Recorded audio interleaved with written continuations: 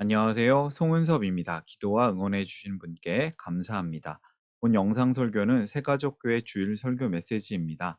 교회 성도님들과 신앙생활의 새가족을 위한 쉬운 메시지를 전합니다.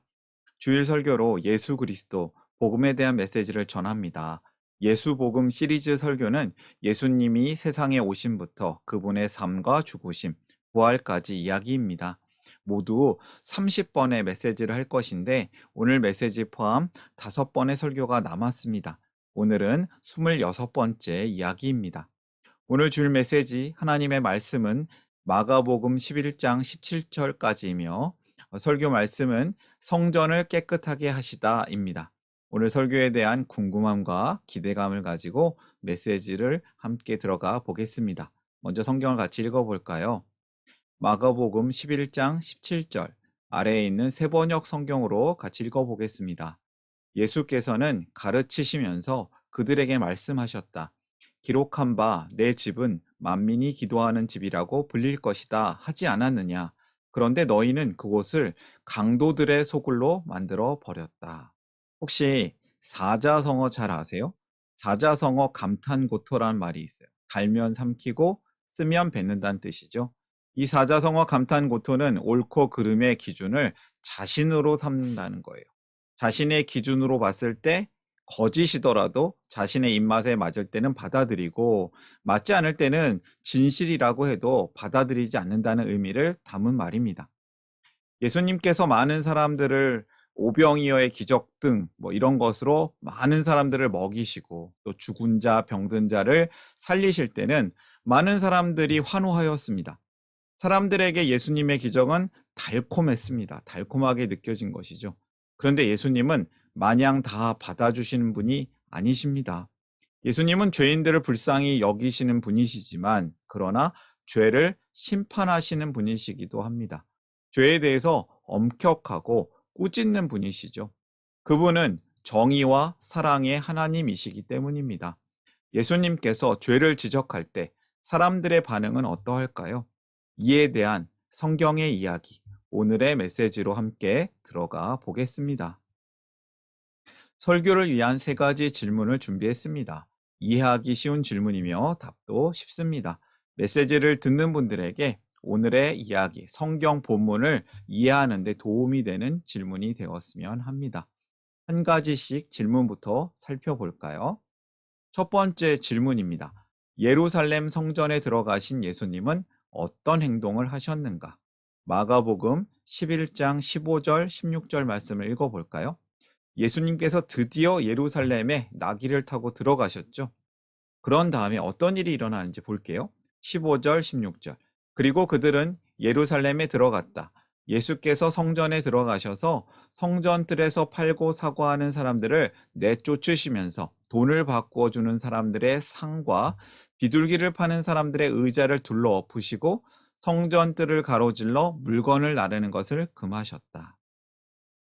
성전에서 물건을 팔고 사는 사람들을 내쫓으셨고 환전 상인들 상과 비둘기 판매자들의 의자를 엎으십니다. 그리고 성전들에서 물건 배달을 금지하셨습니다. 예수님 좀 민감하신 것 같아요.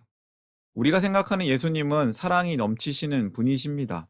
그런데 이 성경 말씀 속에 예수님이 정말 그런 분이라는 거 우리는 잘 알 수 있어요. 예수님은 아픈 사람들을 고쳐 주셨고, 배고픈 사람들을 먹여 주셨고, 고통받는 사람들을 위로해 주셨습니다. 그런 예수님이 오늘 말씀을 보면 성전으로 가셔서 성전 안에서 물건 파는 상인들, 돈 바꿔주는 사람들, 또 재물 파는 사람들에게 행패를 막 의자를 뒤집어 엎고 상을 막 뒤집어 엎고 이렇게 화가 나신 것처럼 느껴집니다. 도대체 왜 그러시는 걸까요? 그런 건 이유가 있습니다. 이 성전이 바로 돛대기 시장 같은 거예요. 이 돛대기 시장이란 말이 무슨 뜻일까요? 정상적인 시장이 아닌 일정한 곳에서 중고품, 고물, 아무튼 온갖 상품의 거래가 이루어지는 시끌벅적한 시장을 속되게 이르는 말입니다. 표준어는 아닌데요. 돛대기 시장, 아싸리판 이렇게 얘기하기도 합니다. 이 성전은 하나님께 제사, 예배를 드리는 곳이며 하나님과 만나는 곳이었습니다. 그렇기 때문에 성전은 어떤 장소보다도 가장 거룩한 곳이어야 합니다. 그런데 이 성전에 많은 사람들이 모여 있었습니다. 예루살렘 성전에는 제사를 드리러 온 사람만 있었던 것이 아니고 많은 사람들이 있었어요. 여러분들 생각에는 성전에 또 어떤 사람들이 있었을 것 같나요? 성경을 보면 성전 안에는 돈을 바꿔주는 사람들, 비둘기를 파는 사람들이 있었습니다. 성전이 좀 이상해진 거예요. 여러분들이 한번 상상을 해보세요. 여러분들이 예배를 드리려고 교회를 갔는데 예배실 입구에 동전을 지폐로 바꿔주는 사람이 아주 많이 있고 음료수도 팔고 과자 파는 사람들이 있다고 하면 이것은 크게 잘못된 것 아닐까요? 성전에서 장사하는 사람들은 제사를 드리러 온 사람들을 도와주기 위한 것처럼 보였습니다. 사실 당시에는 제사를 드릴 때 동물을 바치곤 했는데 흠이 없는 것이어야 했습니다. 예루살렘에서 먼 곳에 사는 사람들이 오는 경우에는 동물을 가지고 오다가 상처를 낼 수도 있고 또 잃어버릴 수도 있었기 때문에 제사에 바칠 흠없는 동물을 성전 앞에서 거래하기 시작한 거예요. 매매하기 시작된 것이죠. 또 로마 돈을 이스라엘 돈으로 바꿔서 또 성전에 예배를 드려야 하기 때문에 돈을 바꿔주는 사람들이 필요했습니다. 그런데 이것이 문제였던 것이죠. 예수님 보시기에는 이게 잘못된 죄였습니다. 첫 번째 메시지를 발견합니다. 예수님이 그렇게 화내시는 건 처음 봐요. 죄를 끊어내시는 예수님을 믿으라. 예수님은 화내셔도 그분을 믿어야 합니다. 예수님은 죄를 심판하시는 분이시기 때문입니다. 예수님은 죄를 싫어하세요. 두 번째 질문으로 이어질까요? 예수님이 보신 성전의 문제는 무엇인가? 좀 더 자세히 나와 있습니다. 17절 말씀을 읽어보겠습니다. 예수께서는 가르치시면서 그들에게 말씀하셨다. 기록한 바 내 집은 만민이 기도하는 집이라고 불릴 것이다 하지 않았느냐? 그런데 너희는 그곳을 강도들의 소굴로 만들어 버렸다. 예수님이 보시기에는 이 성전이 만민이 기도하는 집이 아니라 강도들의 소굴이 되어 버렸다는 것이죠. 이것이 성전의 문제가 되었습니다. 예수님이 화내신 이유가 무엇입니까? 예배를 안 드려서요? 헌금이 적어서요? 아니요, 거룩하지 않아서였습니다. 예수님이 왜 장사하는 사람들을 쫓아내셨는지 이제는 알 것 같습니다. 제대로 우리는 알아야 합니다. 예수님이 그들을 내쫓으시던 그날에도 하나님께 제사 드리는 일은 계속 있었습니다. 예배를 잘 드리고 있었습니다. 그래서 제사를 드리지 않아서가 아니라 하나님 보시기에 거룩하지 않은 모습들이 가득했기 때문에 성전의 주인 대신 이 예수님은 이렇게 화가 나신 거예요. 우리는 날마다 하나님 앞에서 깨끗한 삶을 살고 있는지 돌아봐야 합니다. 자주 거울을 보면서 더러운 것이 묻지 않았는지 살펴보는 것처럼 이 말씀과 기도 생활을 통해서 우리가 거룩한 삶을 살고 있는지, 혹시 욕심에 끌려서 죄로 가득한 삶을 살고 있지는 않은지 살펴봐야 할 것입니다. 우리가 바로 하나님의 성전이기 때문입니다.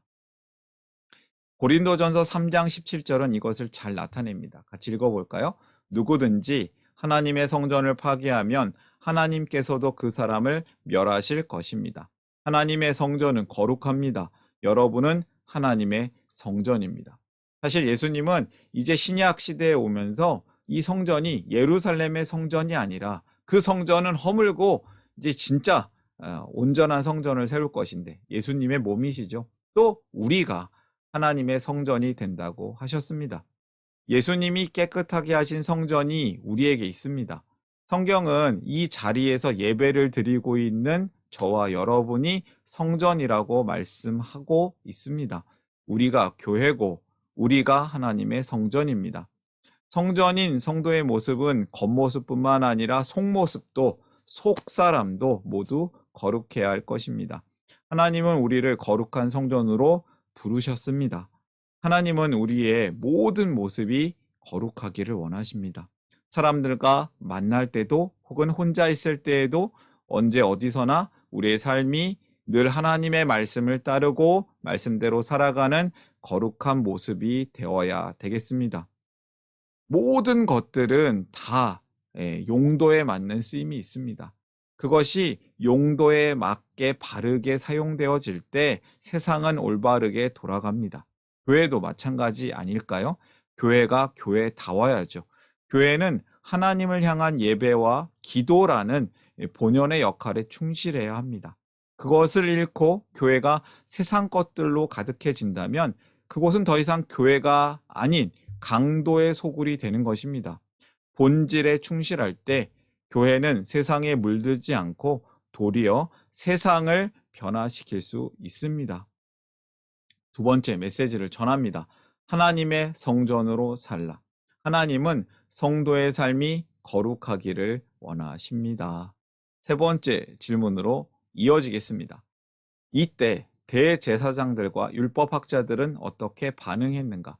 예수님께서 이렇게 죄를 지적하시는데 이 대제사장들과 율법학자들 어떻게 반응했을까요? 이 사람들이야말로 성경을 제일 잘 알고 예수님이 세상에 오실 것을 가장 먼저 기다렸던, 가장 많이 알고 기다렸던 사람들 아닐까요? 그런데 이 사람들 이상합니다. 18절 말씀 읽어볼게요. 대제사장들과 율법학자들이 이 말씀을 듣고서는 어떻게 예수를 없애버릴까 하고 방도를 찾고 있었다. 그들은 예수를 두려워하고 있었던 것이다. 무리가 다 예수의 가르침에 놀라고 있었기 때문이다. 이 대제사장들과 율법학자들은 예수님을 두려워하여서 어떻게 예수님을 없애버릴까 하고 방도를 찾으려고 합니다. 세상 사람들이 이 사람들이 예수님의 가르침에 놀라고 있기 때문에 이제 이 사람들이 걱정이 많이 드는 거예요. 대제사장들, 율법학자들, 예수님을 두려워합니다. 근데 이 사람들 사실은 사이가 좋지 않은 사람들이었어요. 대제사장들은 주로 사두개파 정치인들이었고 율법학자들은 주로 바리새파 사람들이었습니다. 쉽게 이야기하면 사두개인들은 이 사두개파 정치인들이 많았고요. 바리새인들은 교수 학자층이 있던 것이죠. 보통 정치인들하고 학자들하고 사이가 좋지 않습니다. 이때도 그런 것 같아요. 이 두 그룹은 오랫동안 사이가 좋지 않았습니다. 그런데 사이가 나쁜 이 두 그룹의 사람들이 공공의 적이 된 예수님에 대해서 마음이 하나가 된 것이에요. 예수님의 그때가 점점 다가오는 것 같습니다. 예수님에 대한 가르침에 대한 반응이 세 가지가 보여요. 놀라워하면서 예수님을 더욱 믿는 사람들, 더욱 믿는 마음이 있는 사람들. 두 번째, 놀랍지만 예수님을 조금 의심이 있는 사람들, 의심하는 사람들도 있는 것이죠. 그런데 이 이상한 사람들은 세 번째 사람들입니다. 두려워하는데 예수님을 죽이고 싶어 하는 마음, 예수님을 없애버리고 싶어 하는 마음이 있는 사람들. 악한 자들의 마음은 여전히 자기중심적인 것 같습니다. 예수님께서 그들의 잘못됨을 지적하고 혼내시자 죄를 회개하기는커녕 예수님을 없애려고 합니다. 그들은 자신들이 믿고 싶은 것은 믿지만 믿고 싶지 않는 것은 거부합니다. 감탄 고토하지 않습니까? 혹시 우리의 마음은 어떠합니까? 주님의 말씀이 내게 달콤하면 삼키지만 혹시 쓰고 불편하면 뱉어내지는 않습니까? 사실 저도 목사인 저도 주님의 말씀이 달콤할 때는 아멘으로 받지만 이 말씀이 내게 불편할 때 저는 거부하려고 하는 나쁜 습성이 있습니다. 하나님의 말씀은 감탄 고토해야겠습니까? 아닙니다. 감탄 고토가 아니라 감탄 고탄이 되어야 하지 않겠습니까? 그분의 말씀이 달아도 삼키고 쓰게 느껴져도 삼킬 수 있어야 합니다. 그래야 우리에게 좋은 것입니다. 내가 잘못 판단해도 그것은 좋은 겁니다. 나에게 좋은 것, 써도 삼켜야 되지 않겠습니까? 세 번째 메시지입니다. 말씀에 따라 죄를 회개하라. 주님의 말씀이 달거나 쓰거나 온전한 말씀이기 때문입니다. 하나님의 말씀이 나에게 죄를 지적합니다. 그렇다면 이 죄에 대해서 회개하는 즉각적인 반응을 보이는 성도가 되기를 바랍니다. 오늘의 메시지를 정리하려고 그래요. 조금 정리는 뒤집어서 하려고 그래요. 첫 번째, 두 번째, 세 번째 메시지를 좀 뒤집어서 정리해야 오늘의 메시지가 완성될 것 같습니다. 첫 번째 메시지입니다. 말씀에 따라 죄를 회개하라. 주님의 말씀은 달거나 쓰거나 온전한 말씀이기 때문입니다. 두 번째, 죄를 끊어내시는 예수님을 믿으라. 예수님을 믿으라. 예수님은 죄를 심판하시는 분이시기 때문입니다. 세 번째, 하나님의 성전으로 살라. 거룩하게 살라. 하나님은 성도의 삶이 거룩하기를 원하십니다. 성전은 하나님을 예배하는 곳입니다. 그러나 예수님 시대의 성전은 종교 지도자들의 그 침묵 가운데 묵인 아래서 장사하는 곳이 되어버렸습니다. 강도들의 소굴이 되었죠. 성전 안에서 매매하는 자들은 재물을 비싸게 팔아서 이득을 취했고요. 돈 바꾸는 자들은 로마 황제 형상이 새겨진 동전을 성전세로 낼 동전으로 환전해 주면서 수수료를 받아서 이득을 챙깁니다. 당시 백성은 로마에 세금 내기도 버거울 만큼 가난했는데 각종 재물 구입과 성전세 때문에 삶이 더욱 어려워졌습니다. 그래서 예수님은 이 성전을 심판하듯이 상을 엎으시면서 거룩한 분노를 쏟으셨습니다. 주님의 몸된 교회는 만민이 예배하고 기도하는 집이어야 합니다. 교회는 세상을 흉내내는 것이 아니라 세상을 인도하는, 세상을 이끄는 하나님의 집이 되어야 합니다. 오늘의 결론입니다. 다시 한번 말씀드립니다. 말씀에 따라 죄를 회개하라. 죄를 끊어내시는 예수님을 믿으라.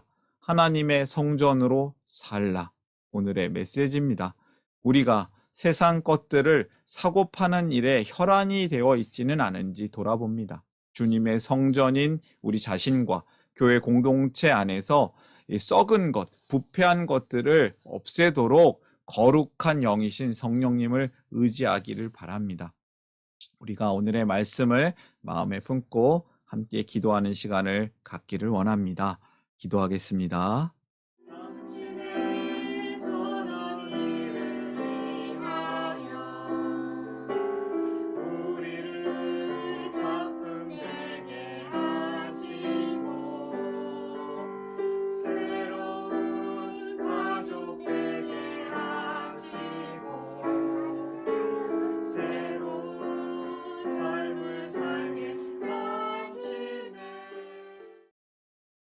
거룩하신 하나님, 우리가 하나님의 자녀답게 거룩하게 살기를 원합니다. 하나님의 말씀에 따라 죄를 회개하는 인생이 되게 하여 주시옵고, 죄를 끊어내시는 예수님을 믿고 따르는 인생 되게 하여 주시옵소서. 거룩하신 하나님의 성전답게 살게 하여 주시옵소서. 성전을 깨끗하게 하시는 예수님을 따라서 예수님을 따라 살아나고 예수님을 따라 살아내고 다른 이들을 살려내는 복음의 통로로 살게 하여 주시옵소서. 감사하며 예수님의 이름으로 기도합니다. 아멘.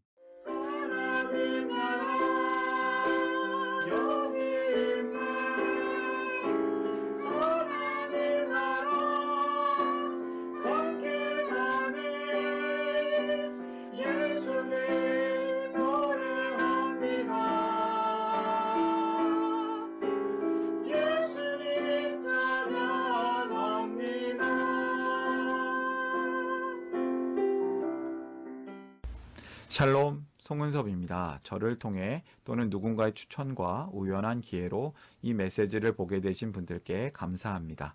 모든 성도님들은 하나님 나라의 새가족이십니다. 교회를 처음 나오신 분들만 새가족이 아니라 우리 모두가 새가족입니다. 왜냐하면 우리가 하나님 나라에서 새로운 관계가 된 새로운 가족 공동체이기 때문입니다. 본 설교는 새가족교회 공동체 새가족과 후원자를 위한 메시지이며 기독교를 잠시 떠났거나 새롭게 시작하시는 분들을 위한 쉬운 메시지이기도 합니다.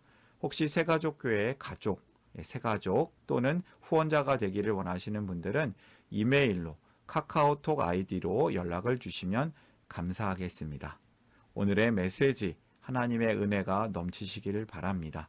사랑합니다. 축복합니다.